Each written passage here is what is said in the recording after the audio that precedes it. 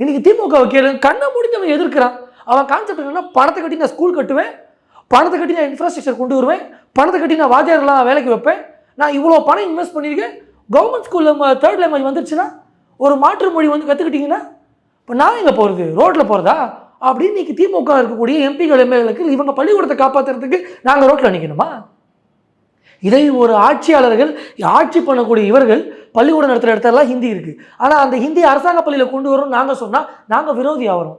இல்லை, தமிழ் மொழிக்கே விரோதியாக வரும். தமிழக எம்பிக்களை வந்து நாகரிகமற்றவர்கள் அப்படின்ற அவர் யூஸ் பண்ண வார்த்தை சரியா இல்லைங்க. நாகரிகமற்றவர்கள்னா நீங்கள் தொடர்ச்சியாக ஒரு உண்மைக்கு புறமான விஷயத்தை சொல்லிட்டே இருக்கும்போது ஒரு இரிட்டேஷன் வரதாங்க செய்யும்.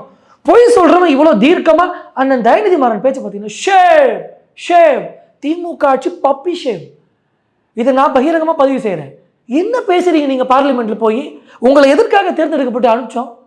என்ன பர்பஸுங்க? எம்பி எதுக்காக பார்லிமெண்ட்டுக்கு போகணும் சொல்லுங்கள்? அதாவது ஒரு திட்டம், மக்களுக்கு எதிரான திட்டத்தில் ஒரு மாற்று சிந்தனைகள் இருப்பதை நாங்கள் வரவேற்கிறோம். நாங்கள் வந்து எதிர்கட்சிகளுக்கு சிந்தனையை கூட நினைக்கல.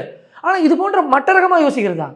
எங்ககிட்ட ஓட்டு 100 தடவை கேட்குறீங்கல்ல, காலில் வந்து விழுறீங்கல்ல, 100 பணம் கொடுக்குறீங்கல்ல, எங்களுக்கு இவ்வளோ கெஞ்சி கூத்தாடி எங்கள்கிட்ட ஓட்டு வாங்கிட்டு போய் அங்கே நீங்கள் செய்த சாதனை என்ன? இன்னும் பேருக்கு பின்னாடி எம்பின்னு போகிறதுக்கு நாங்கள் தான் இழிச்ச வாங்கிங்களா?